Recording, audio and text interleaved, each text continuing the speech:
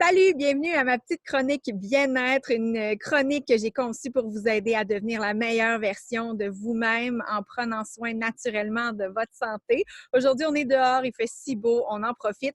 Et justement, on va parler aujourd'hui de se débarrasser ou s'attaquer sérieusement à la question de sa cellulite. C'est l'été, on sort les shorts, le maillot de bain et des fois, on constate certaines choses qu'on n'avait peut-être pas vues avant. Ce que je tiens à vous dire d'abord, c'est pas de panique. Il y a plus de 85 des femmes de plus de 20 ans qui ont de la cellulite à un endroit ou à un autre sur le corps, même des femmes en forme.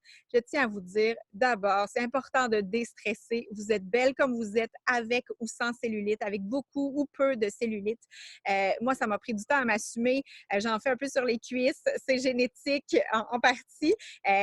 Puis, à un moment donné, j'ai décidé que tant pis, je me mettais en short. Puis, s'il y a des gens qui ne sont pas contents, qui regardent ailleurs, je suis fabuleuse. Voilà. Donc, je peux vraiment vous encourager à pratiquer du self-love. On dit à s'aimer comme on est. Je pense que c'est peut-être le meilleur truc que je pourrais vous donner. Mais en tout cas, si jamais vous voulez vous attaquer à ça quand même sérieusement, on va en parler ensemble. D'abord, c'est quoi la cellulite? C'est une petite couche de gras sous la peau. Hein. Les cellules se mettent à emmagasiner des lipides, font des stocks de graisse au cas où vous vivriez une famine. Hein. Votre corps est conçu comme ça, même si vous en vivrez peut-être jamais. Voilà, c'est comme ça. Il y a aussi parfois des problèmes de rétention d'eau, mauvais drainage du système lymphatique. Puis avec l'âge, on a tendance à faire un peu de fibrose qu'on appelle, donc moins de collagène qui fait que la structure de la peau se modifie, ça se met à onduler. Il y a aussi parfois des prédispositions génétiques. Si nos mères et nos grands-mères en faisaient, on a plus de chances d'en faire aussi. Et ça peut être aussi hormonal, donc un déséquilibre au niveau des estrogènes et de la progestérone. Mais peu importe c'est quoi la cause, sachez que vous pouvez y faire quelque chose. Ce n'est pas irrémédiable, assurément. Et donc, je voudrais vous partager 5 petits trucs naturels pour vous attaquer sérieusement à cette question-là, si ça vous préoccupe, parce que ça peut aussi être symptôme d'une moins bonne santé. Donc voilà, on va se faire du bien si on s'attaque à notre cellulite de manière globale avec les trucs que je vais vous donner. Donc, premier truc, bouger, faire du sport de deux façons. D'abord, se muscler, c'est intéressant parce que ça va provoquer se muscler aux endroits ciblés, là, ça va provoquer la création de micro-vaisseaux sanguins qui vont venir alimenter les tissus qui se musclent et donc ça va provoquer un micro-drainage interne permanent. Donc, ça va aussi agir sur la qualité de la peau, on va produire plus de collagène. Bref, si on cible nos zones celluliteuses en les musclant, c'est une bonne façon de s'y attaquer. Faire du cardio aussi, souffler un peu, c'est une bonne façon. Il paraîtrait qu'à partir de 40 à 45 minutes de sport doux, hein, vous n'avez pas besoin de courir, ça peut être juste une marche active, mais on se met à puiser dans notre réserve de graisse. Ça ne va peut-être pas se passer exactement aux zones qu'on souhaiterait, mais ça va favoriser quand même un enclenchement du processus qui peut être très intéressant. Deuxième truc naturel, ben, se masser les zones en question. C'est un peu plus fastidieux. On dit qu'il faut le faire 1 à 2 fois par jour pour que ce soit payant. Il paraîtrait que le meilleur temps aussi, ben, c'est de le faire soit juste avant ou juste après qu'on ait fait un exercice physique, qu'on ait bougé, parce que la circulation sanguine reste active, là, plus active dans les zones qu'on a bougées, de 30 à 1 heure après le sport. Donc, c'est un bon moment, voilà, pour continuer à activer en massant. On va travailler en mouvement circulaire, toujours du bas vers le haut. C'est bon pour le système lymphatique. Et on peut aussi palper avec nos doigts en remontant. C'est une bonne façon. Moi, je vous recommande fortement d'utiliser une crème qui est saine, bonne pour la santé écologique, comme la lotion pour les mains et le corps de doTERRA. C'est une crème neutre auquel on peut ajouter des huiles essentielles. Et oui, il y a des huiles essentielles fabuleuses qu'on peut utiliser en massage, entre autres le pamplemousse et Slim and Sassy ou Smart and Sassy selon l'entrepôt où vous commandez. Le pamplemousse, c'est un fabuleux détoxifiant. Ça diminue un peu l'appétit. En plus, ça peut être bien.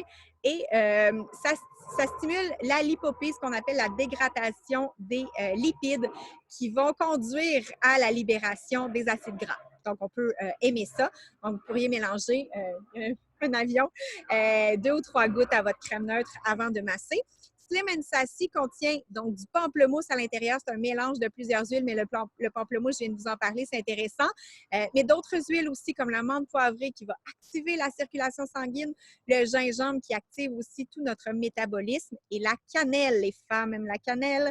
Ça a un effet équilibrant sur les hormones. Ça va venir soutenir une perte de poids et diminuer littéralement ce qu'on appelle l'adipogénèse, c'est-à-dire la fabrication de tissus adipeux et le stockage des liquides. On aime beaucoup ça. Donc, 2 huiles à utiliser en massage 1 à 2 fois par jour sur les zones ciblées. Troisième point, l'alimentation. Donc, troisième truc naturel, manger beaucoup de fibres et diminuer au maximum le sucre et surtout le sel. Le sel a tendance à favoriser la rétention d'eau. Donc, évitez le plus possible les trucs industriels qui contiennent davantage de sucre et de sel. Cuisiner maison en utilisant des épices et des herbes fraîches plutôt que le sel et cuisiner avec vos huiles essentielles. Ça donne tellement de goût, c'est tellement bon. Et ça donne moins envie de saler. Puis c'est bon pour notre santé vraiment, puis c'est super économique. Donc voilà. Évidemment, quatrième truc, boire beaucoup d'eau. C'est super important pour favoriser le drainage lymphatique, la circulation, l'élimination des toxines. Donc, pour une femme moyenne, on dit entre 1,5 litre à 2 litres d'eau par jour. Si c'est difficile pour vous, malgré le fait que vous mettez des huiles essentielles dans vos verres d'eau, cet été, favorisez de manger des aliments pleins d'eau, par exemple, comme le melon d'eau, le concombre, les raisins, les courgettes, etc.